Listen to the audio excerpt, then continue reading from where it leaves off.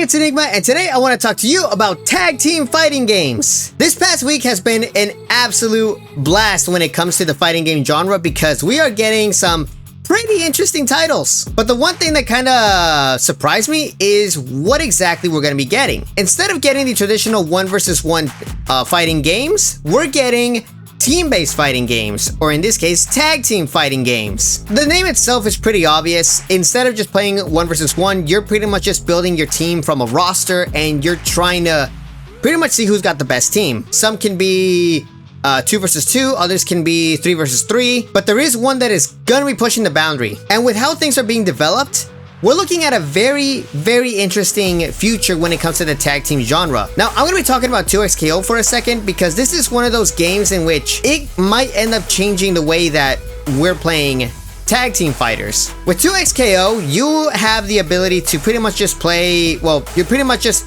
building your duo, and you can play either by yourself or you can queue up with somebody from your friends list and have them be your tag team partner. You queue up, and then after a set period, you just then make the tag and then you switch with your partner. If you've ever watched professional wrestling, the best way that I can describe it is like a tag team match. This literally takes the phrase, 2 heads are better than 1, although sometimes that's not always the case. If you remember from my last 2XKO videos, you would know that I ended up going up against 2 players on the same tag team and they couldn't keep up. They quit mid-match. And usually you're going to be seeing fighting games between rosters of, well, not rosters, but teams of 2 versus 2, 3 versus 3. But for this next one, they're pushing the boundaries to 4 versus 4. I am, of course, talking about Marvel Toucan Fighting Souls. I really hope I pronounced that right. This game is going to be pushing the boundaries to bring you 4 versus 4 tag fighting. To make matters even better,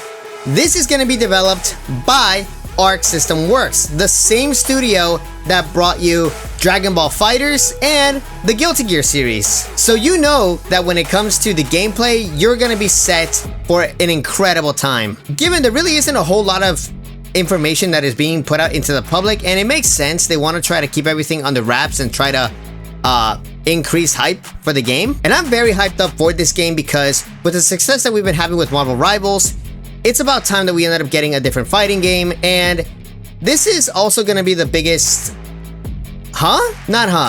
This is also going to be the biggest switch, is what I meant to say. The reason why I'm saying a biggest switch is because, well, a lot of Marvel's fighting games were developed by Capcom. So the fact that Marvel is breaking off from Capcom and switching over to a different studio is already, well, it's already generating quite a bit of buzz. Given I do understand why, but at the same time, Marvel couldn't have picked a better studio. Although, I'm going to be completely honest about Arc System Works. They kind of need to patch up Guilty Gear Strive because that is the one game that I really like, but it is getting kind of tough to play. But let's put a pin on that and switch over to another superhero title. That's right, I'm talking about Invincible Versus. Now, Invincible Versus is a 3 versus 3 tag team fighter that was just recently announced, and it, well, takes place in the Invincible universe. This will be published by Skybound Games, which is responsible for bringing you the Telltale series of titles, specifically for The Walking Dead. Now, the Telltale series of games, I'm gonna be completely honest, I've actually never played them, but at the same time, that's also because I was primarily focusing on the TV show